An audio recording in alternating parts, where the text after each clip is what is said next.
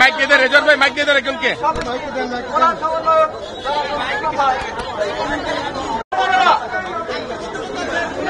আপনারা আজকে সচিবালয়ের কর্ম ছেড়ে কেন কর্মস্থলের বাইরে এসে অবস্থান গ্রহণ করছেন? কারণ একটি অন্যায় অন্যায্য নাগরিক অধিকারের পরিপন্থী সংবিধানের সাথে সরাসরি সাংঘর্ষিক একটি নিবর্তনমূলক আইন, যার খসড়া ইতিমধ্যে অনুমোদিত হয়েছে, যা এখনো চূড়ান্ত রূপ লাভ করেনি। আপনারা সেই কালো আইন, নিবর্তনমূলক আইন সংশোধনের বিরুদ্ধে আজকে অবস্থান করার জন্য আপনাদের সকলকে ধন্যবাদ জানাচ্ছি। সচিবালয়ের কালো আইন অবৈধ আইন লেগেছে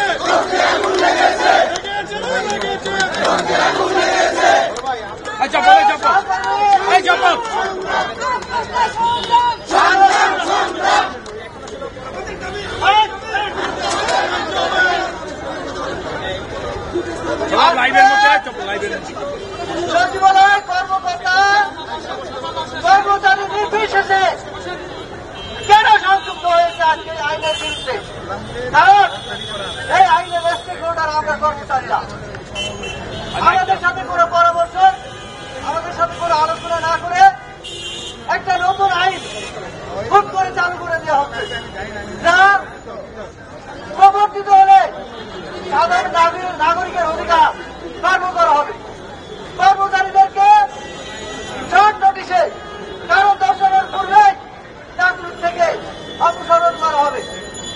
আপনারা কি এই ধরনের কালো আইন, নিবর্তনমূলক আইন থাকতে চান?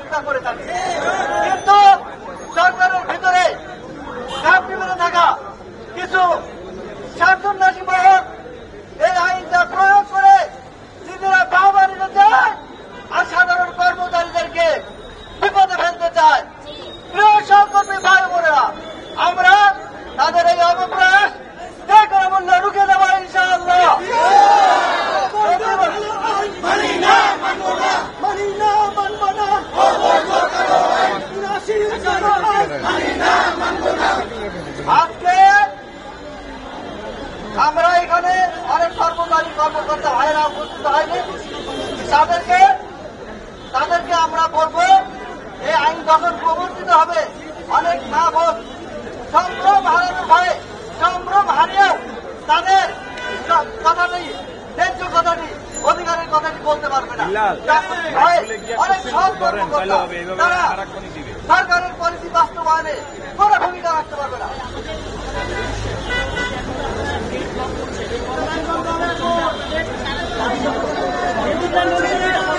ধন্যবাদ। আমরা এই কর্মসূচি এই আদেশ সম্পূর্ণরূপে প্রত্যাহার না হওয়া পর্যন্ত আমাদের কার্যক্রম এবং আলোচনা উভয়টি চলতে থাকবে।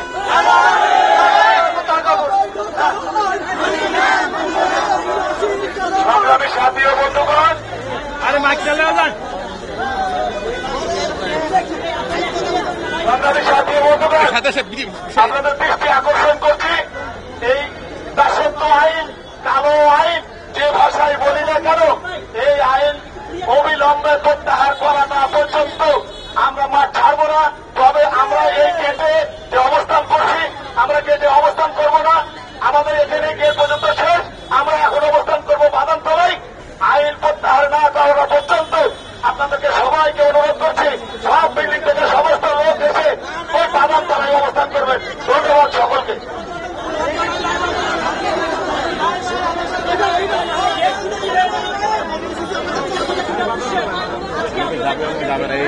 বন্ধ আছে।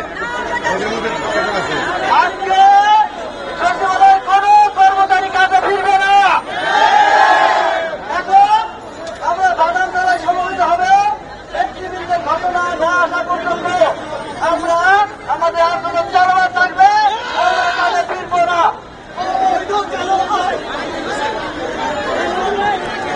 ভাই সবাই একটু পিছিয়ে যান ভাই। ভাই আপনি পিছিয়ে যান।